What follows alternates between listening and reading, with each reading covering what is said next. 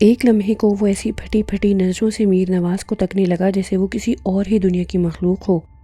اسے تو اپنے کانوں پر یقین نہیں آیا کہ ایک عام ہاری کا بیٹا، جس کی زبان پر اس سے پہلے کسی گمنام قاتل کا ذکر تھا، اب یوں شگاف انداز میں وڈیرے کا نام دے رہا تھا۔ کیا بکواس کر رہا ہے اڑے چھورا؟ وہ ایک دم پھٹ پڑا۔ تیرے کو معلوم ہے تو کیا کہہ رہا ہے؟ ہاں انسپکٹر سائی، ہاؤ، میں اچھی طرح جانتا ہوں میں کیا کہہ رہا ہوں۔ میر نواز نے انسپکٹر علی جاہ کے تند و تیز لہجے سے مرعوب ہوئے بغیر کہا، میرا پیو گوٹ کے غریب ہاریوں کا چنگا مرس تھا۔ وہ ان کے حقوق کے لیے وڈیرے سالار خان سے لڑتا رہتا تھا۔ وڈیرے کو میرے پیو کی یہی بات بری لگتی تھی، کیونکہ یہ بات مجھے ہی نہیں گوٹ کے سارے ہاریوں کو بھی پتا ہے کہ وڈیرا اور اس کا منشی جمعہ خان ان کا حق مارا کرتے تھے اور بابا سائیں ان کے حق کے لیے آواز اٹھایا کرتے تھے۔ ارے بابا، تو اتنی سی بات پر بھلا وڈیرے کو کیا ضرورت پڑی تھی کہ وہ اپنے سر خون لیتا، اور وہ بھی ہاریوں کے لیڈر کا؟ انسپکٹر علی جاہ اس بار دانستہ لہجے میں درستی کو دباتے ہوئے بولا۔ اسے میر نواز کی باتوں سے کسی خطرناک معاملے کی بو آ رہی تھی۔ وہ جان گیا تھا کہ معاملہ اتنا آسان نہیں رہا، اب ہاری میر محمد کے قتل کا۔ یہ اتنی سی بات نہیں تھی انسپکٹر صاحب۔ اس بار حاجی صاحب نے اپنی نظریں انسپکٹر علی جاہ کے چہرے پر مرکوز رکھتے ہوئے پرزور لہجے میں کہا، جائز حقوق کی آواز اٹھانے والے ہر لیڈر کا وجود اسٹیبلشمنٹ کی آنکھوں میں کانٹے کی طرح کھٹکتا ہے۔ وڈیرے سالار خان نے بھی یقیناً یہ اندازہ لگا لیا تھا کہ ہاری میر محمد کی آواز حق اٹھانے سے دوسرے ہاری بھی اس کی راہ پر چل نکلے تھے، اس لیے اس نے یہ ضروری سمجھا ہو کہ معاملہ خراب کرنے والے کو ہی راستے سے ہٹا دیا جائے۔ حاجی صاحب بلا شبہ زمیندار صحیح، مگر بہرحال ایک سیاسی سوجھ بوجھ رکھنے والے پڑھے لکھے انسان بھی تھے۔ اگرچہ بات سیاسی حوالہ دینے سے انسپکٹر علی جاہ بھی ان کی بات کی تہ تک پہنچ چکا تھا، اور اندر ہی اندر وہ خود کو چکی کے دو بھاری پاٹوں کے بیچ پستا ہوا محسوس کر رہا تھا، مگر دانستہ تجاہل عارفانہ سے کام لیتے ہوئے زبردستی چہرے پر مسکراہٹ سجا کر بولا، اڑے حاجی صاحب، آپ تو ایسے کہہ رہے ہیں جیسے آپ نے خود اپنی آنکھوں سے وڈیرے سالار خان کو ہاری میر محمد کا قتل کرتے دیکھا ہے۔ آپ کی بات کچھ ایسی غلط بھی نہیں ہے، حاجی صاحب نے پراسرار مسکراہٹ کے ساتھ انسپکٹر علی جاہ کی طرف دیکھ کر کہا۔ تو اس کا چہرہ ہونقوں کی طرح نظر آنے لگا۔ وہ حاجی صاحب کی بات پر بری طرح ٹھٹکا تھا، اور پھر بے اختیار اس کے منہ سے بے ربط الفاظ نکلے تھے۔ کیا مطلب حاجی صاحب؟ جی، میں نے تو خیر اپنی آنکھوں سے ہاری میر محمد کو قتل ہوتے نہیں دیکھا ہے، مگر ایک آنکھ ایسی ہے جس نے ہاری میر محمد کی گمنام قاتل کو دیکھ کر پہچان لیا ہے کہ وہ کس کا آدمی تھا۔ حاجی صاحب نے پراسرار سی مسکراہٹ کے ساتھ بتایا تو انسپکٹر علی جاہ کو سردی کے موسم میں بھی اپنی پیشانی عرق آلود ہوتی محسوس ہونے لگی۔ بے اختیار اس کے منہ سے نکلا، کون ہے وہ شخص جس نے ہاں نہیں انسپکٹر صاحب، ابھی وقت نہیں آیا کہ میر محمد کے قاتل کے اس اہم گواہ کا نام بتا کر اس بیچارے کی جان کو خطرے میں ڈال دیا جائے۔ حاجی صاحب نے ڈرامائی انداز میں کہا اور مزید اضافہ کیا، دیکھنا تو یہ ہے نا کہ آپ اس سلسلے میں ہماری کتنی مدد کرتے ہیں۔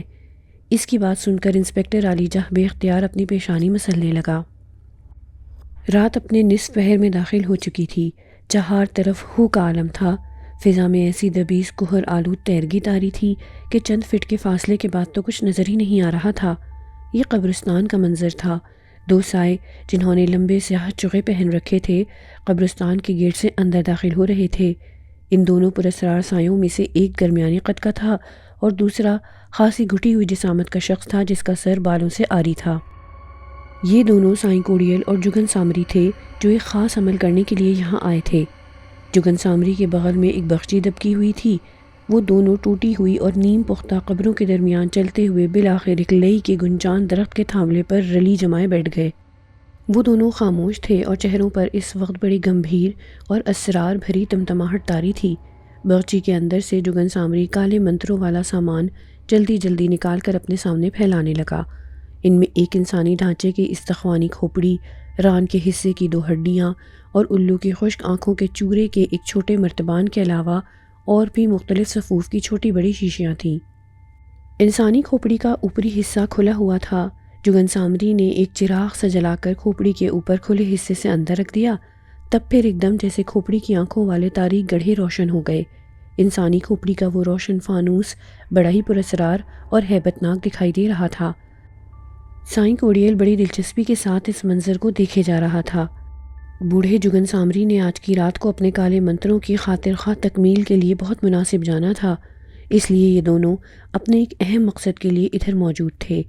وہ دونوں لئی کے جس ٹنڈ منڈ سے پیڑ کے تھاولے میں بیٹھے تھے، یہاں سے تقریباً 15-20 قدموں کے فاصلے پر سومری کی قبر تھی، جس کے سرہانے روشنی کا عجیب سا ہالہ رقصاں تھا۔ جگن سامری آنکھیں موندے سیاہ لبوں تلے کچھ بدبدا رہا تھا اور وقفے وقفے سے قریب رکھے مرتبان کے اندر سے الو کی خشک آنکھوں کے چورے کی چٹکی بھر کر فانوس کی طرح روشن کھوپڑی کے اندر چھڑک دیتا، جس سے اندر موجود چراغ کی روشن لو یکدم بھڑک اٹھتی۔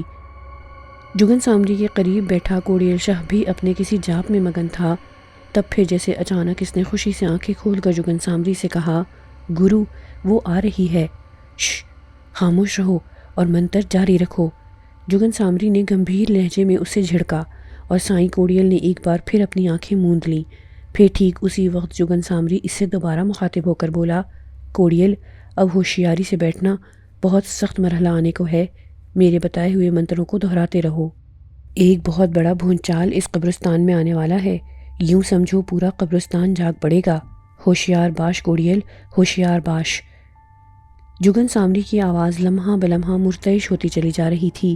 یہاں یہ دونوں اپنے اس منتر میں مصروف تھے، ادھر ذرا دور کوہر آلود ٹھٹرتی ہوئی تاریکی میں ڈوبی ہوئی آبادی کے ایک گھر میں رلی بچھائے چارپائی پر دراز گہری نیند میں ڈوبی ہوئی سکھا نے لیٹے لیٹے یوں اچانک آنکھیں کھول دیں جیسے وہ کبھی سوئی ہی نہیں تھی۔ پھر وہ تنویمی انداز میں چارپائی سے اٹھی اور عالم خواب میں دروازے کی طرف بڑھی۔ اس کی حرکات و سکنات سے مشینی انداز مترشح تھا، جیسے کسی نے اسے ہپنوٹائز کر دیا ہو۔ اسے اپنے گرد و پیش کی ذرا برابر پرواہ نہ تھی۔ دروازے کی کنڈی کھول کر وہ باہر تاریک گلی میں آ گئی اور ایک جانب چل دی۔ فضا میں ٹھنڈ کا اثر غالب تھا اور سرد ہوا کے جھونکے بھی رگوں میں دوڑتے خون کو برفاف بنائے دے رہے تھے۔ ماحول میں عجیب سی دھن کھلی ہوئی تھی۔ آسمان پر چاند غائب تھا، البتہ تاروں کی مدھم جگمگاہٹ کوہر آلود ماحول میں طلسماتی سی ملگجی روشنی بکھیر رہی تھی۔ گلی میں آتے ہی سکھاں ایک طرف کو اپنا رخ موڑ کر تیز تیز قدموں کے ساتھ چلنے لگی۔ گلی سے نکل کر وہ اندھیرے میں غرق کھیتوں کے سلسلوں کے درمیان بنی سانپ کی طرح بل کھاتی پگڈنڈی پر آ گئی۔ اس کے چلنے کی رفتار بالکل یکساں تھی، یعنی کسی بھی موقع پر کم یا زیادہ نہیں ہوئی تھی۔ اگلے ہی لمحے ایک تنگ موڑ کاٹتے ہی نہ جانے کدھر سے کھیتوں میں ڈب کے کتوں کا ایک بھولا بھٹکا آوارہ غور غراتا ہوا اس کے سامنے آ گیا۔ مگر سکھاں اپنی ہی دھن میں آگے بڑھی چلی جا رہی تھی۔ اس نے جیسے دیکھا ہی نہیں تھا کہ کتوں نے اس کا راستہ روکنے کی کوشش کی تھی۔ ادھر کتوں نے جب بدستور سکھاں کو اپنی ہی طرف بڑھتے دیکھا تو یکدم ان کی آنکھوں میں خونخواری اتر آئی اور بھونک بھونک کر انہوں نے آسمان سر پر اٹھا لیا، اور اچانک پھر وہ سب یکدم اپنی طرف آگے ہی آگے بڑھتی ہوئی سکھاں کو گھورتے گھورتے پیچھے ہٹنے لگے۔ ان کے خونخوار انداز و اطوار سے ایسا لگتا تھا کہ جیسے اب وہ کسی بھی لمحے سکھاں پر جھپٹ پڑیں گے، مگر سکھاں تو بلا خوف و خطر قدم بڑھائے چلی جا رہی تھی، اور پھر جیسے ہی وہ غراتے ہوئے کتوں کے قریب پہنچی تو اچانک ایک واقعہ ظہور پذیر ہوا۔ سارے کے سارے کتے اچانک پیاؤں کیاؤں کی آوازیں نکالتے زمین پر بیٹھ کر دمیں ہلانے لگے، اور سکھاں آرام سے ان کے قریب سے گزرتی چلی گئی۔ کھیتوں کا سلسلہ اب ختم ہو چکا تھا، آبادی خاصی پیچھے رہ گئی تھی۔ اب ریتیلا علاقہ شروع ہو گیا تھا، جو مختصر عرصے میں تمام ہوا، اور سامنے غبار آلود مدھم روشنی میں قبرستان کی شکستہ چار دیواری نظر آ رہی تھی۔ سکھاں چلتی ہوئی اس کے ٹوٹے ہوئے گیٹ سے اندر قبرستان میں داخل ہو گئی۔ پورے قبرستان پر ہیبت طاری تھی۔ کوہر آلود ملگجی روشنی میں جا بجا شکستہ و نیم شکستہ قبریں ڈراؤنی نظر آ رہی تھیں، مگر سکھاں کا چہرہ کسی بھی قسم کے تاثرات سے یکسر عاری تھا۔ ماحول کی ہیبت ناکی سے عاری اس کا چہرہ بھی اب پراسرار منظر پیش کرنے لگا تھا، جو بالکل سپاٹ تھا۔ سکھاں جیسے تنویم کی کیفیت میں چلتی ہوئی لئی کے اس ٹنڈ منڈ پیڑ کے نزدیک پہنچ کر رک گئی، جس کے تھانوے میں جگن سامری اور سائیں کوڑیل موجود تھے۔ کسی زندہ لاش کی طرح سکھاں کو اپنے سامنے چپ چاپ کھڑا دیکھ کر ان دونوں کے ہونٹوں پر مکروہ مسکراہٹ دوڑ گئی تھی۔ ٹھیک اسی وقت یہاں سے ذرا فاصلے پر سومری کی قبر کے سرہانے استادہ ایک درخت پر بیٹھے الو نے زور سے چیخ ماری۔ رات کے اسرار بھرے سناٹے میں الو کی کریخ چیخ خنجر کی طرح سکوت شب کے سینے میں پیوست ہوتی چلی گئی۔ چیخ مار کر الو نے اپنے پر بڑے زور سے پھڑپڑائے تھے۔ اگلے ہی لمحے سومری کی قبر کے سرہانے ایک پرچھائی سی نمودار ہونے لگی، پھر وہ پرچھائی ایک نیلگوں مائل سفید ہیولے کی صورت اختیار کر گئی۔ یہ سومری کی روح تھی جو کفن پوش تھی۔ چہرہ سپاٹ تھا، آنکھوں میں قہر و غضب کی چنگاریاں پھوٹ رہی تھیں۔ اس نے آگے قدم بڑھائے۔ ہوشیار باش، خبردار، پرچھائی نمودار ہو چکی ہے۔ وہ آ رہی ہے کوڑیل، اچانک بوڑھے ساحر جگن سامری نے کھرکھراتے لہجے میں ساتھ بیٹھے سائیں کوڑیل سے کہا تو جانے کیوں سائیں کوڑیل کا دل ایک لمحے کو زور سے دھڑکا۔ سردی کے موسم کے باوجود اسے اپنی سیاہ رو پیشانی عرق آلود محسوس ہونے لگی، کیونکہ وہ سومری کی طاقت سے واقف تھا۔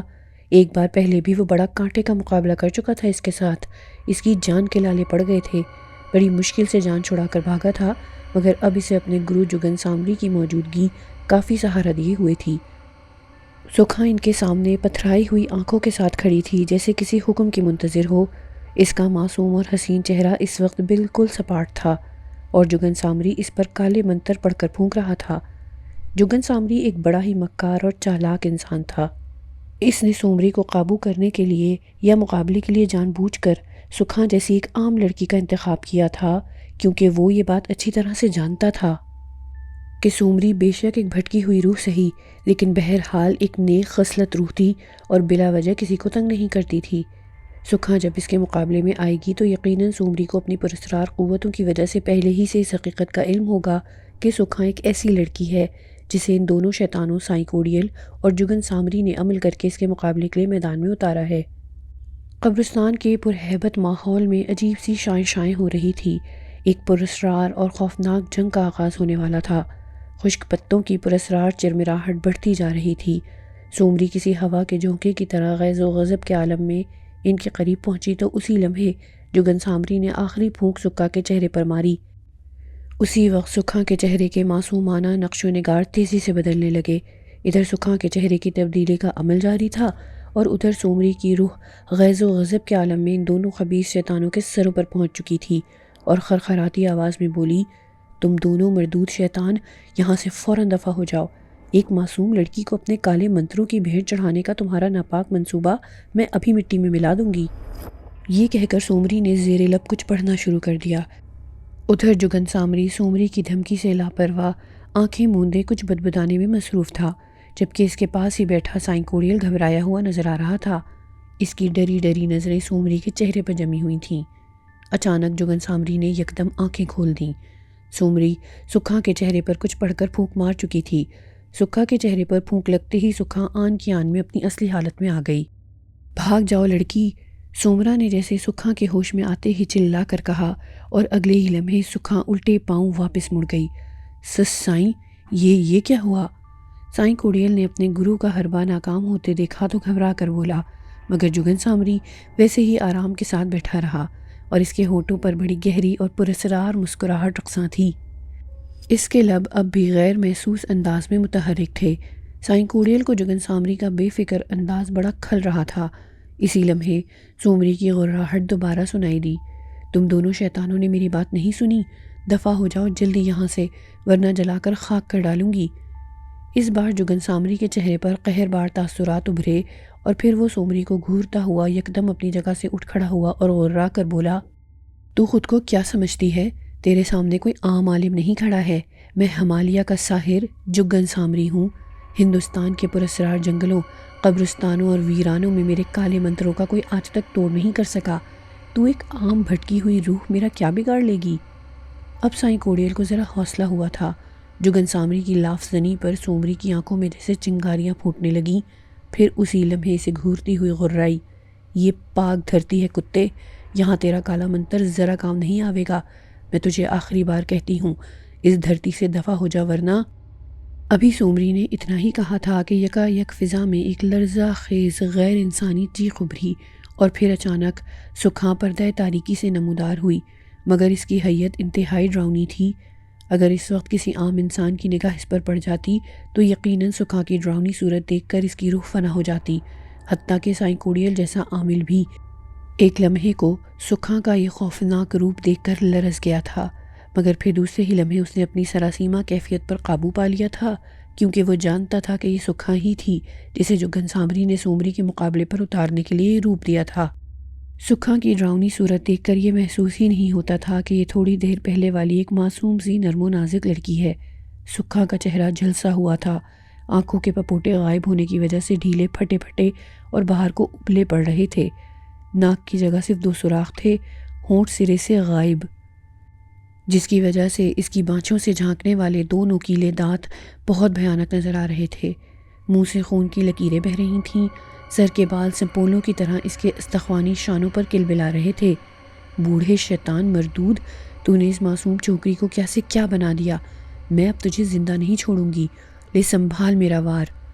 سومری نے قہر آلود لہجے میں جگن سامری سے کہا، اور پھر اگلے ہی لمحے سومری نے اپنا ایک ہاتھ فضا میں لہرایا تو اچانک فضا میں ایک خوفناک سینگوں والا بیل کا سر نمودار ہوا، جس کا نچلا دھڑ غائب تھا۔ اس کی دو موٹی موٹی ابھری ہوئی آنکھیں سرخ بلب کی طرح روشن تھیں اور لمبوترے منہ سے خوفناک انداز میں ڈکرانے کی آوازیں برآمد ہو رہی تھیں۔ وہ ٹکر مارنے کے انداز میں جگن سامری کی طرف بڑھا، مگر جگن سامری کو تو جیسے کوئی پرواہ ہی نہ تھی۔ وہ ویسے ہی اطمینان سے زمین پر آلتی پالتی مارے بیٹھا مسکرا رہا تھا۔ البتہ سائیں کوڑیل کچھ ڈرا ڈرا سا نظر آ رہا تھا۔ جیسے ہی وہ بیل کا ڈکراتا ہوا سر جگن سامری کے قریب آیا، سکھا نے اچانک ایک کریخ چیخ ماری اور ہوا میں معلق ہو کر تیرتے ہوئے بیل کے سر کی راہ میں آ گئی اور اپنے ایک ہاتھ کا طاقتور گھونسا رسید کر دیا۔ بیل کے کٹے ہوئے سر کے منہ سے بھیانک چنگھاڑ سی نکلی اور اگلے ہی لمحے وہ پاش پاش ہو گیا۔ سومری اپنا وار ناکام جاتے دیکھ کر تل ملا اٹھی۔ اس کے جی میں آئی کہ سکھا کی اس چڑیل روپ کو وہ اچھی طرح مزہ چکھا ہے، لیکن وہ جانتی تھی کہ اس چڑیل کے پیچھے ایک نرم و نازک اور معصوم لڑکی کا چہرہ ہے، جسے کچھ خبر نہیں تھی کہ وہ کس پراسرار اور خوفناک صورتحال کا شکار ہو گئی ہے۔ یہ ساری چال اس بدبخت جگن سامری کی تھی۔ اب وہ چڑیل سومری پر پہ در پہ وار کرتی چلی جا رہی تھی۔ ادھر سائیں کوڑیل اور جگن سامری بڑے آرام کے ساتھ یہ جنگ دیکھ رہے تھے اور ساتھ ہی بدمست قہقہے بھی لگا رہے تھے۔ ایسے میں اچانک انہیں سومری کی چیخ سنائی دی، ایک کربناک چیخ۔ سائیں کوڑیل کا دل مسرت سے جھوم اٹھا۔ اس کی تو مراد برائی تھی۔ اس نے سومری کو سکھا کے چڑیل روپ کے پے در پے جادوئی حملوں سے پسپا ہوتے دیکھا۔ وہ کری صورت چڑیل ساحر جگن سامری کے اشاروں پر سومری کے خلاف بڑھ چڑھ کر حملے کر رہی تھی۔ اب اس نے سومری کے گرد آہنی زنجیروں کا جال گرا دیا تھا۔ وہ زنجیریں غیر مرئی تھیں، جن کی صرف خوفناک جھنکار ہی سنائی دے رہی تھی۔ سومری اب زمین پر گری تڑپ رہی تھی اور پھر یکدم بے جان ہو گئی۔ سائیں کوڑیل کو ایک لمحے کو اپنی آنکھوں پر یقین ہی نہ آیا کہ سومری جیسی پراسرار قوتوں کی مالک روح یوں آسانی سے ڈھیر ہو سکتی ہے۔ اس نے بے اختیار خوش ہو کر اپنے ساتھ بیٹھے بوڑھے جگن سامری کو گلے لگا کر اس کا ماتھا چوم لیا۔ واہ مہاراج واہ، آپ نے آج کمال کر دیا۔ واقعی آپ ست ودیا ہو، پورا علم جانتے ہو، بڑا پالا مار لیا آج تو آپ نے۔ یہ کہہ کر سائیں کوڑیل ایک دم بے ہوش سومری کی طرف لپکنے لگا۔ جگن سامری نے فوراً اس کا بازو پکڑ کر سختی سے کہا، ارے بے وقوف، ذرا دھیرج سے کام لے، ہم دونوں کے گرد حفاظتی حصار قائم ہے، پہلے کام مکمل ہو جانے دے، سومری دوبارہ ہم پر حملہ کر سکتی ہے، پہلے اچھی طرح اطمینان کر لینے دے۔ جگن سامری کی بات سن کر سائیں کوڑیل اپنا سر دھننے لگا۔ پھر جگن سامری نے زیر لب ایک منتر پڑھ کر اپنی تابع چڑیل پر پھونکا۔ اس کے بعد اپنی بخشی سے ایک ران کی طرح ایک انسانی ہڈی نکال کر زمین پر پڑی تڑپتی ہوئی سومری کی طرف اس کا رخ کر کے ایک اور منتر پڑھ کر پھونک ماری تو یکدم سومری کا وجود رفتہ رفتہ گھٹنے لگا، حتیٰ کہ وہ ایک بالکل چھوٹی سی گڑیا کی شکل میں بدل گئی تو یکا یک وہ فضا میں تیرنے کے انداز میں اٹھنے لگی۔ اس کا رخ جگن سامری کی طرف تھا، جو اب اپنے ہاتھ میں ایک چھوٹا سا شیشے کا مرتبان پکڑے ہوئے تھا۔ مرتبان کا ڈھکن کھلا تھا۔ سومری ہوا میں تیرتی ہوئی سیدھی اس مرتبان کے اندر سما گئی۔ جگن سامری نے فوراً مرتبان کا منہ بند کر لیا۔ سکھا واپس جا چکی تھی۔ ذرا دیر بعد کوڑیل اور جگن سامری شاداں و فرحاں اپنے ٹھکانے کی طرف لوٹ رہے تھے۔ شیشے کا چھوٹا سا مرتبان سائیں کوڑیل نے تھام رکھا تھا، جس کے اندر سومری قید تھی۔ وڈیرے سالار خان کا چہرہ اس وقت غصے سے لال بھبوکا ہو رہا تھا، مگر اس کے غصے کی اصل وجہ وہ پریشانی تھی جو ابھی تھوڑی دیر پہلے اس کے سامنے مونڈھے پر براجمان انسپکٹر عالی جاہ اس سے گوشے گزار کر چکا تھا۔ اس وقت دونوں اوطاق میں آمنے سامنے سرکنڈوں والے مونڈھے پر بیٹھے تھے۔ کہیں دور کھیتوں کے لامتناہی افق کے عقب میں جاڑے کا گلابی سورج غروب ہو رہا تھا اور سردی کا احساس بھی بڑھنے لگا تھا۔ درمیان میں انگیٹھی کے اندر سلگتے ہوئے کوئلے چٹخ رہے تھے۔ وڈیرا بدن پر اجرک لپیٹے ٹانگ پر ٹانگ چڑھائے بیٹھا حقہ گڑگڑا رہا تھا۔ درمیان میں ٹپائی پر ایک بوتل اور کانچ کے 2 اد بھرے گلاس دھرے تھے۔ بھنی ہوئی مونگ پھلیوں کے دانے اور بٹیروں کے 3-4 بھنے ہوئے سالم پٹھور ایک پلیٹ میں رکھے ہوئے تھے۔ کوئی اور موقع ہوتا تو اس مختصر سی محفل ناونوش سے انسپکٹر عالی جاہ حریصانہ انداز میں حوض اٹھا رہا ہوتا، مگر اس وقت اس کا چہرہ اترا ہوا تھا اور وہ خاصا ژولیدہ نظر آ رہا تھا، کیونکہ وہ ابھی تھوڑی دیر پہلے ہی وڈیرے سالار خان کو حاجی ارسلہ خان اور مقتول حاجی میر محمد کے بڑے بیٹے میر نواز کے بارے میں اہم بات بتا چکا تھا کہ بقول حاجی ارسلہ خان کے انہوں نے حاجی میر محمد کے قتل کے اہم اور چشمدید گواہ کا پتہ چلا لیا ہے اور سرے دست اس کا نام ظاہر نہیں کرنا چاہ رہے ہیں۔ اس نے قاتل کو میر محمد کا قتل کرتے ہوئے اپنی آنکھوں سے دیکھا ہے۔ انسپکٹر ذرا دیر کی گمبھیر اور اصرار بھری خاموشی کے بعد وڈیرہ سالار خان نیم غنودہ سی آواز میں بولا، جی سائیں۔ انسپکٹر علی جاہ فوراً اس کی طرف دیکھ کر بولا، بابا مجھے لگتا ہے زمیندار حاجی ارسلہ خان تمہارے ساتھ کوئی چال کھیل رہا ہے۔ یہ اس کا اندھیرے میں چھوڑا ہوا تیر ہے۔ اس طرح وہ ہم پر اپنی چھپی ہوئی طاقت کا نفسیاتی دباؤ ڈال کر تمہیں تفتیش کی طرف متوجہ کرنا چاہتا ہے۔ وڈیرہ سائیں، خیال تو میرا بھی یہی تھا، انسپکٹر نے فوراً کہا، پھر مزید اضافہ کیا، مگر اس کمبخت کے پراعتماد لہجے نے مجھے واقعی اندر سے ڈرا دیا ہے سائیں۔ اس کی بات سن کر وڈیرے سالار خان نے ہنکاری بھری اور اپنی وسمہ لگی گھنی بھووں تلے آنکھوں کو سکیڑ کر نظریں کسی غیر مرئی نقطے پر چند ثانیے مرکوز رہنے دیں، پھر کھرکھراتی آواز میں بولا، بابا تو ایسا کر انسپکٹر، اس حاجی کو اندھیرے میں تیر چلانے دے، پہلے مٹھو کے باپ بچل کی طرف سے میر نواز کے خلاف ایک FIR کاٹ کر اسے تو اندر کر، پھر دیکھتے ہیں کہ ارسلہ خان کون سا تیر چلاتا ہے۔ ٹھیک ہے سائیں، پھر میں کل صبح ہی یہ کام کر دیتا ہوں۔ میں کل مٹھو کے باپ بچل کو اپنے منشی کے ساتھ تھانے تیرے پاس بھیجوں گا۔ میر نواز کے خلاف NC کی بجائے پکا پرچہ کاٹنا ہوگا تیرے کو۔ برابر سائیں برابر، انسپکٹر علی جاہ نے سر ہلاتے ہوئے کہا۔ سکھا اگلے دن سو کر جاگی تو اس کا سر بھاری ہو رہا تھا۔ اسے اپنے ذہن میں دھند سی چھائی محسوس ہو رہی تھی۔ اس نے اپنے سر کو 2-3 بار جھٹکے دیے تو دوسری چارپائیوں سے رلیاں بستر سمیٹتی ہوئی ماسی نے حیرت سے سکھا کی طرف دیکھتے ہوئے پوچھا، کیوں دھیے، خیر تو ہے، طبیعت ٹھیک ہے تیری؟ ہاں ماسی، بس یوں ہی ذرا سر بھاری بھاری سا ہو رہا تھا، سکھا نے بتایا، اور پھر وہ چارپائی سے اٹھ کھڑی ہوئی۔ دونوں بھائیوں کی چارپائیاں خالی تھیں، وہ شاید کھیتوں پر جا چکے تھے۔ سکھا گمگو کی کیفیت میں چلتی ہوئی کچے مگر کشادہ صحن کے کونے میں بنی سرکنڈوں کی آڑ کے عقب میں چلی گئی۔ ماسی بستر وغیرہ سمیٹ کر اندر کوٹھڑی میں جا چکی تھی۔ سکھا ہاتھ منہ وغیرہ دھو کر رسوئی میں جا گھسی تھی۔ اب وہ خود کو قدرے بہتر محسوس کر رہی تھی۔ ذہن سے دھند کی دبیس چادر چھٹتے ہی اسے اپنے محبوب مراد بخش کا خیال ستانے لگا۔ اسے اپنے بارے میں صرف اس قدر ہی یاد تھا کہ وہ اور مراد بخش ایک دوسرے کو بھاگتے ہوئے پکڑ رہے تھے، پھر اچانک سانپ نے کاٹ لیا تھا۔ اس کے بعد کی صورتحال ماسی نے بتا دی تھی کہ اسے مراد بخش سب سے پہلے سائیں کوڑیل کے حجرے میں لے کر گیا تھا، جہاں سے اس نے دم کرانے کے بعد وہاں سے رخصت کر دیا تھا، اور پھر مراد بخش چاچا رسول بخش کی بیل گاڑی پر ڈال کر گھر چھوڑ گیا تھا۔ سکھا گھر کے روزمرہ کے کاموں میں مصروف ہو گئی۔ جاڑوں کی سنہری دھوپ اب دھیرے دھیرے سفیدی مائل ہوتی جا رہی تھی اور وہ کچی دیواروں سے پھسل کر کھلے صحن میں اتر آئی تھی۔ سکھا کا دماغ اور دل مراد بخش کی طرف اٹکا ہوا تھا، اسی لیے وہ جلد از جلد اپنا کام نمٹا کر نہر پر پہنچنے کے لیے بےتاب تھی، جہاں مراد بخش بے چینی سے اس کا انتظار کر رہا تھا۔ ماسی معصوم سکھا کی اس بے قراری اور کام جلدی جلدی نمٹانے کی کیفیت سے واقف تھی اور دل ہی دل میں مسکرا بھی رہی تھی۔ دیکھ دیے، میری ایک بات سن۔ جب سکھا سارے کام نمٹا کر خالی گاگرے سر پر رکھ کر خوشی خوشی نہر سے پانی بھرنے کے لیے گھر سے نکلنے لگی تو جہاں دیدہ ماسی نے مسکراتے ہوئے کہا تو سکھا کو ماسی کا یہ بولنے کا انداز چونکا گیا۔ جی ماسی بول۔ اس کی سیاہ آنکھوں میں معصومانہ دلکشی تھی۔ دھیے، تیرے کو مراد بخش اچھا لگتا ہے نا؟ ماسی نے پیار بھرے لہجے میں مسکراتے ہوئے پوچھا تو سکھا کے عنابی لبوں پر ہلکی سی مسکراہٹ پھیل گئی اور اس نے دھیرے سے اپنا سر اس بات میں سر ہلاتے ہوئے جھکا دیا۔ دیکھ، اس طرح تمہارا ملنا ٹھیک نہیں ہے، اس کو بول اپنے پیو محمد بخش کو تیرے واسطے تیرے بھائیوں کے پاس بھیجے، یہ اچھا طریقہ ہے تم دونوں کے ملنے کا۔ سکھا کو ماسی اپنی ماں کی طرح ہی لگتی تھی۔ اس نے اس کی بات پلے سے باندھ لی۔ پھر نہر پر پہنچ کر اس نے اپنے انتظار میں بے قرار بیٹھے مراد بخش سے یہ بات کہہ ڈالی، تیری ماسی بالکل ٹھیک کہتی ہے سکھا۔ مراد بخش نے اس کے حسین و جمیل چہرے کی طرف دیکھ کر خلاف معمول بڑی متانت کے ساتھ کہا۔ پھر تو آج بھیج دینا چاچا کو۔ بے اختیار سکھا کے منہ سے نکلا۔ پھر مراد بخش کی محبت پاش نظروں میں شرارت کی جھلک دیکھ کر اس کا چہرہ شرم سے سرخ ہو گیا۔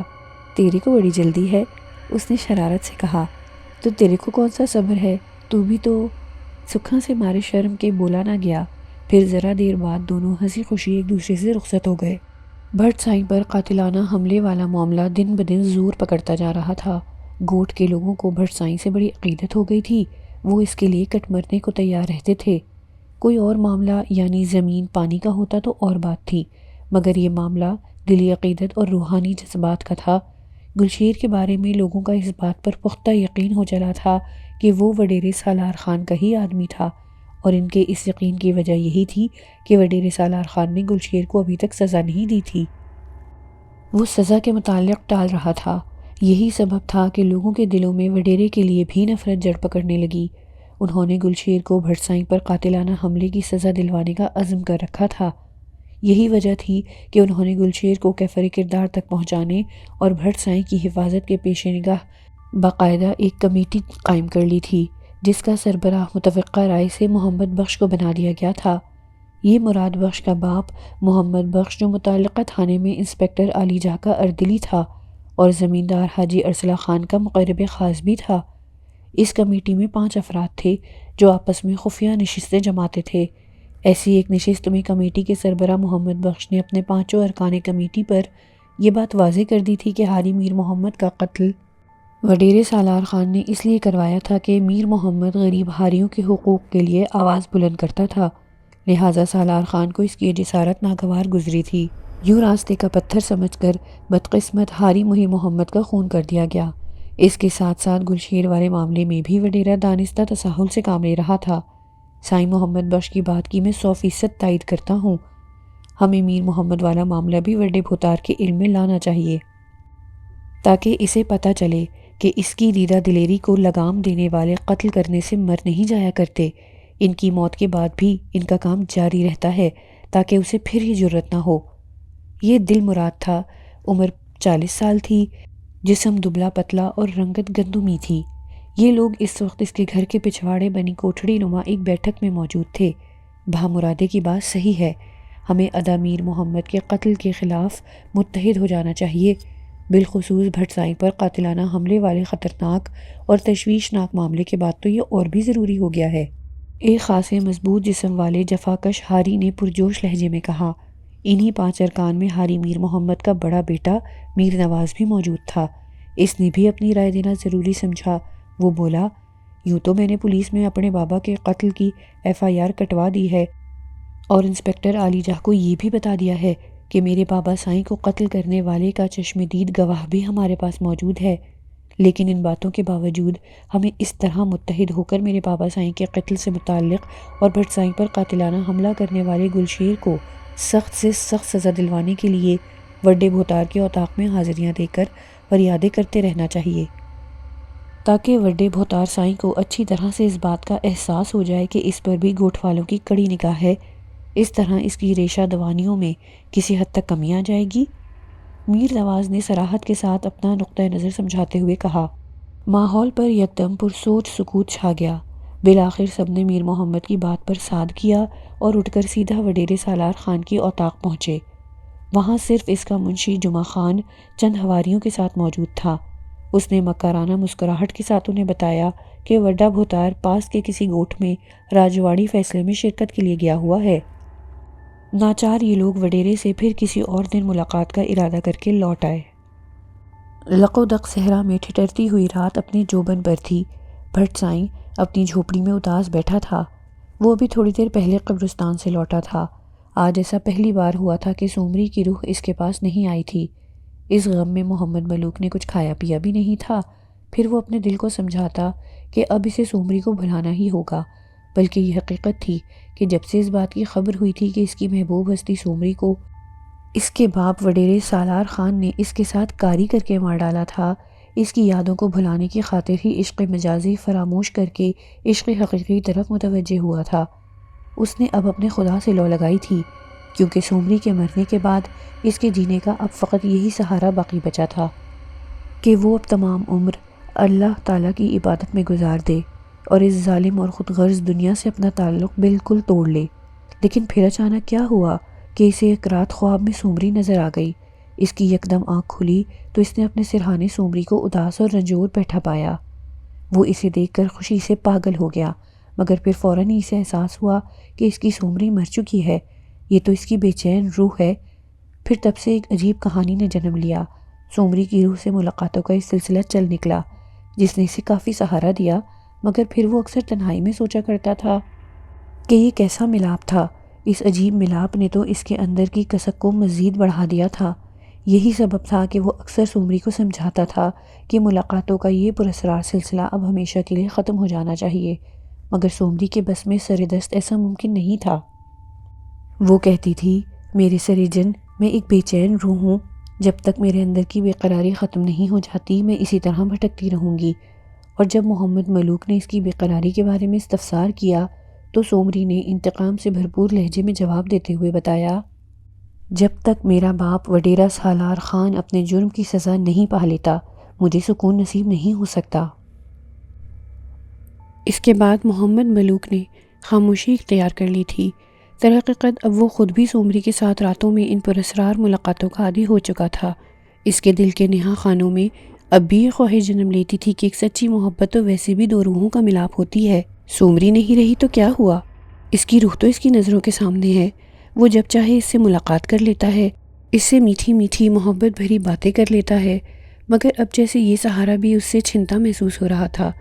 آج کافی دیر تک اپنی جھوپڑی میں سومری کی روح کے آنے کا انتظار کرتا رہا تھا، لیکن جب وہ خود نہ آئی تو خود اپنے بے قرار دل کے ہاتھوں مجبور ہو کر کشاں کشاں قبرستان کی طرف چل پڑا۔ وہاں سومری کی قبر کے سرہانے حسب معمول چراغ جلانے اور کافی دیر اسے دل ہی دل میں پکارنے کے بعد ملنے کی حسرت لیے ناکام واپس جھونپڑی کی طرف لوٹ آیا۔ پھر سومری سے آخری ملاقات کیے کافی دن بیت گئے۔ وہ غم سے بالکل نڈھال ہو گیا۔ اس غریب کو کیا معلوم تھا کہ سومری ان دونوں خبیث شیطانوں سائیں کوڑیل اور جگن سامری کے چنگل میں پھنس چکی تھی۔ وہ اپنے مہجور دل کو تسلیاں دینے لگا کہ ہو سکتا ہے سومری عالم ارواح میں واپس جا چکی ہو، اور اچھا ہوا اس طرح اسے قرار تو مل ہی جائے گا۔ میرا کیا ہے، میرے نصیب میں تو ویسے ہی در بدر خاک بسر ہونا لکھا ہے۔ رات دبے پاؤں گزرتی چلی جا رہی تھی اور محمد ملوک یاد الہی میں مشغول ہو گیا۔ اس کے بعد وہیں بچھی چٹائی پر سو گیا۔ اچانک اسے خواب میں سومری کا روتا ہوا چہرہ نظر آیا۔ وہ کہہ رہی تھی، ملوک، مجھے دو شیطانوں نے قید کر لیا ہے، مجھے چھڑاؤ ورنہ تمہاری سومری کہیں کی نہیں رہے گی۔ سومری، مجھے ان دونوں شیطانوں کا نام بتاؤ، میں انہیں زندہ نہیں چھوڑوں گا۔ محمد ملوک نے غصے میں پوچھا تو سومری نے سسکتے ہوئے اسے سائیں کوڑیل اور جگن سائمری کے نام بتا دیے۔ محمد ملوک نے ہڑبڑا کر آنکھیں کھول دیں۔ خواب کا منظر ہنوز اس کی چشم تصور میں رقصاں تھا۔ وہ بے چین ہو گیا اور دیوانہ وار اپنی جھوپڑی سے باہر نکل آیا۔ باہر اجالا پھیل چکا تھا۔ محمد ملوک تیز تیز قدموں سے چلا جا رہا تھا۔ اس کا رخ آبادی کی طرف تھا۔ اس وقت 4 افراد جھوپڑی کے باہر موجود تھے۔ یہ وہ لوگ تھے جو بھٹ سائیں پر قاتلانہ حملے کے بعد سے اس کی حفاظت کے لیے مامور کیے گئے تھے، اور انہیں تحفظ کمیٹی کی طرف سے سختی سے اس بات کی ہدایت دی گئی تھی کہ وہ یہ فرض بھٹ سائیں کے علم میں لائے بغیر بجا لائیں، کیونکہ وہ لوگ بھٹ سائیں کے جاہ و جلال سے بخوبی واقف تھے۔ لہٰذا اب یہ چاروں خدام کی حیثیت سے بظاہر سائل بنے ہر سمے سائیں کی جھوپڑی کے آس پاس چوکس منڈلاتے رہتے تھے۔ انہوں نے جو بھٹ سائیں کو اچانک جاہ و جلال کے عالم میں جھوپڑی سے باہر نکل کر آبادی کی طرف جاتے دیکھا تو انہیں حیرت کا ایک شدید جھٹکا لگا، کیونکہ آج تک ایسا کبھی بھی نہیں ہوا تھا کہ بھٹ سائیں نے یوں دیوانہ وار آبادی کا رخ کیا ہو۔ آبادی تو کجا انسانوں سے بات بھی نہیں کرتے تھے۔ بھٹ سائیں کا راستہ روک کر اور ان سے کچھ پوچھنے کی ہمت بہرحال ان چاروں محافظوں میں نہیں تھی، مگر بھٹ سائیں کو حفاظت کے طور پر وہ چاروں حیران پریشان ان کے پیچھے ہو لیے۔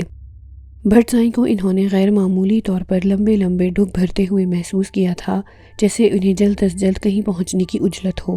وہ چاروں محافظ ان لمحات کا تصور کر رہے تھے جب بھٹ سائیں آبادی میں داخل ہوں گے اور پھر عقیدت مندوں کا ایک سیل رواں ان کے گرد اکٹھا ہو جائے گا، مگر اس سے زیادہ انہیں اچنبھا تو اس بات پر ہو رہا تھا کہ آخر بھٹ سائیں کو بیٹھے بیٹھے ایک دم کیا سوجھی کہ یوں آبادی کی طرف چل دیے۔ تھوڑی دیر بعد ان کا خیال درست ثابت ہوا۔ بھٹ سائیں پر جس کسی کی بھی نظر پڑی وہ آنکھوں میں حیرت اور عجیب سی خوشی لیے بھٹ سائیں آیا کہتے ہوئے اس کے آگے پیچھے چلنے لگا، مگر بھٹ سائیں کے چہرے پر جلال کی سرخی کو محسوس کر کے اس سے کوئی بھی مخاطب ہونے کی ہمت نہ کر سکا۔ وہ سب لوگ ایک ہی تحیر آمیز اضطراب کے ساتھ بھٹ سائیں کے عقب میں چلے جا رہے تھے۔ کئی ایک نے ذرا ہمت کر کے بھٹ سائیں کو جھک کر سلام بھی کیا، لیکن بھٹ سائیں کو کسی سے بھلا کیا یارہ تھا۔ بالآخر بھٹ سائیں نے مجبوراً کسی ایک کو شرف کلام بخشا اور جلالی لہجے میں پوچھا، کوڑیل کدھر رہتا ہے؟ وہ ایک عام حاری تھا جو اپنی قسمت پر حیران ہوا، پھر یکدم ہاتھ جوڑتے ہوئے عقیدت سے لبریز لہجے میں بولا، سائیں مرشد، سائیں آئیں میں لے کر چلتا ہوں۔ تم میرے کاندھے پر بیٹھو گے مرشد سائیں؟ نہیں، چلو میرے آگے، بھٹ سائیں نے سپاٹ لہجے میں کہا اور آگے بڑھ گیا۔ ذرا دیر بعد بھٹ سائیں کوڑیل کے حجرے کے اندر موجود تھا۔ اندر سائلوں کی خاصی تعداد موجود تھی۔ سامنے تخت نما چبوترے پر سائیں کوڑیل اور جگن سامری سائلوں کی باتیں سننے میں مگن تھے۔ یہ دونوں ڈبہ پیر تھے۔ بھٹ سائیں کے سامنے سائیں کوڑیل کی پیری مریدی کا سورج غروب ہو جایا کرتا تھا۔ کوڑیل! بھٹ سائیں نے حجرے کے دروازے سے ہی سائیں کوڑیل کو جلالی انداز میں پکارا۔ بھٹ سائیں کی آواز پر تو جیسے حجرے میں سب کو سانپ سونگھ گیا۔ پھر ہر کوئی حیرت و غیر یقینی کے انداز میں بھٹ سائیں کو تکنے لگا۔ پھر اگلے ہی لمحے جیسے سب کے جسموں میں بجلی کی سی حرکت ہوئی اور وہ عقیدت مندوں کے سے انداز میں اپنے اپنے ہاتھ جوڑے بھٹ سائیں آیا کا ورد کرتے ہوئے سائیں کوڑیل اور جگن سامری کی طرف پیٹ کر کے کھڑے ہو گئے۔ شاطر صفت سائیں کوڑیل بھٹ سائیں کے سامنے اپنی حیثیت سمجھتا تھا، اس لیے وہ بھی محض دکھاوے کی خاطر اپنے تخت نما چبوترے سے یکدم اٹھ کھڑا ہوا اور بھٹ سائیں کی طرف بڑھا۔ البتہ جگن سامری ویسے ہی اپنی جگہ بیٹھا اپنی چندی اور اسرار بھری نظروں سے بھٹ سائیں کی طرف گھورنے لگا۔ سومری کو تم دونوں شیطانوں نے کیوں قید کر دیا ہے؟ فوراً اس کو چھوڑو، ورنہ پھر خدائے قہر کے لیے تیار ہو جاؤ۔ بھٹ سائیں کی گونجدار آواز حجرے میں گونجی اور پھر تو جیسے سائیں کوڑیل اور جگن سامری کے سر پر بم پھٹ پڑا۔ پہلی بار جگن سامری اپنی نخوت بھلا کر چبوترے سے اترنے پر مجبور ہو گیا تھا اور اب اس کی آنکھوں میں الجھن آمیز پریشانی مترشح تھی۔ ادھر لوگوں کے منہ حیرت سے کھل گئے۔ سائیں کوڑیل نے معاملے کی نزاکت کو سمجھتے ہوئے اپنے دونوں خدمتگار اربیلو اور مگو کو بخصوص اشارہ کیا تو ان دونوں نے بڑی چالاکی کے ساتھ وہاں موجود دیگر سائلوں کو حجرے سے باہر نکال دیا اور خود بھی باہر نکل گئے۔ بھٹ سائیں آپ آؤ تو سائیں، آپ نے اپنے دیدار سے نواز دیا، آؤ آرام سے بیٹھ کر بات کرتے ہیں۔ سائیں کوڑیل حیرت آمیز پریشانی کے جھٹکے سے قدرے سنبھلتے ہوئے بڑی خوش آمدانہ مکاری سے بولا تو بھٹ سائیں قہرناک نظروں سے باری باری پہلے چبوترے کے پاس کھڑے جگن سامری اور پھر سائیں کوڑیل کے چہرے کی طرف گھورتے ہوئے گرجدار لہجے میں بولا، تو نے میری بات نہیں سنی؟ ابھی اسی وقت سومری کو رہا کر دو فوراً۔ جگن سامری اور سائیں کوڑیل در حقیقت بھٹ سائیں کی اس غیب دانی پر اس کی روحانی طاقت سے معترف ہونے لگے تھے اور ڈرے ہوئے تھے اندر سے، اس لیے بھٹ سائیں کے بدستور کرخت آواز تخاطب کو برداشت کیے ہوئے تھے۔ لہٰذا اس بار جگن سامری اپنے چہیتے چیلے سائیں کوڑیل کی بجائے خود آگے قدم بڑھا کر معتدل لب و لہجے میں بولا، سائیں تیرے کو غلط فہمی ہوئی ہے، تو چپ کر رڑے، تیری مثال اس جانور کی سی ہے جس کا نام لے کر ہم اپنی زبان ناپاک نہیں کر سکتے۔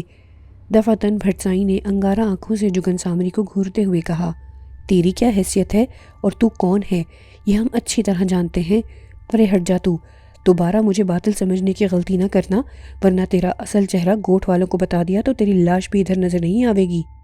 بھٹ سائیں کی بات سن کر جگن سامری تھوک نکل کر رہ گیا۔ سائیں کوڑیل نے اپنے گرو جگن سامری کو خفیف ہوتے دیکھا تو اس کا اپنا چہرہ بھی دھواں ہونے لگا۔ اس سے اب کوئی دوسرا جواب نہیں بن پڑ رہا تھا۔ اس نے بھٹ سائیں کی آنکھوں سے سب کچھ بھانپ لیا تھا۔ ٹھیک اسی وقت سائیں کوڑیل کا چیلا اربیلو حواس باختہ اندر داخل ہوا اور سائیں کوڑیل کے کان میں کچھ کہا، جسے سن کر اس کی حالت زیادہ پتلی ہو گئی۔ پھر وہ یکدم چہرے پر خوش آمدانہ مسکراہٹ بکھیرتے ہوئے بھٹ سائیں سے بولا، کوئی خدمت چاں پانی؟ کوڑیل! بھٹ سائیں اس کی بات درمیان سے کاٹ کر قہر بار لہجے میں گھورتے ہوئے اس سے بولا، سومری کو ابھی اور اسی وقت آزاد کر دو، میں جتنی دیر یہاں کھڑا رہوں گا باہر میرے مریدوں کا ہجوم بڑھتا چلا جائے گا، اور تو چنگی طرح جانتا ہے کہ میرے ایک ہی اشارے پر وہ تم دونوں کا کیا حشر کر دیں گے۔ اس بار بھٹ سائیں کے جارحانہ لہجے نے سائیں کوڑیل کو بہت کچھ سوچنے پر مجبور کر دیا تھا۔ وہ بھٹ سائیں کی روح افزوں روحانی حیثیت سے بخوبی آگاہ تھا۔ اس کے مریدوں کی تعداد کم نہ تھی اور سب کے سب بھٹ سائیں پر جان چھڑکنے اور اس کے لیے کٹ مرنے کو تیار رہنے والے تھے۔ ایسے میں اربیلو نے اس کے کان میں جو اطلاع سرگوشی کی تھی، اسے سن کر بھی وہ دہل گیا تھا۔ اربیلو نے بتایا تھا کہ باہر نہ صرف بھٹ سائیں کے مرید اس کا انتظار کر رہے تھے بلکہ تحفظ کمیٹی کے جیالے بھی باہر موجود تھے، اور ان سب لوگوں کو یہ بڑی خطرناک قسم کی غلط فہمی ہو رہی تھی کہ بھٹ سائیں نے اپنے اصل دشمن کو پہچان لیا ہے اور اس کے لیے خود یہاں تک چل کر آیا ہے، ورنہ بھٹ سائیں آج تک آبادی کا رخ تو کجا جھوپڑی سے ہی باہر نہیں نکلتا تھا۔ یہ سب کچھ تیزی کے ساتھ سوچنے کے بعد سائیں کوڑیل نے ساتھ کھڑے اپنے گرو جگن سامری کی طرف دیکھا۔ جگن سامری پہلے ہی معاملے کی نزاکت کا اندازہ لگا چکا تھا۔ اس نے دھیرے سے اس بات میں سر ہلا دیا، البتہ اس کی چندی چندی آنکھوں میں بلا کی مکارانہ چمک اود کر آئی تھی جس میں خطرناکی کا عنصر غالب تھا۔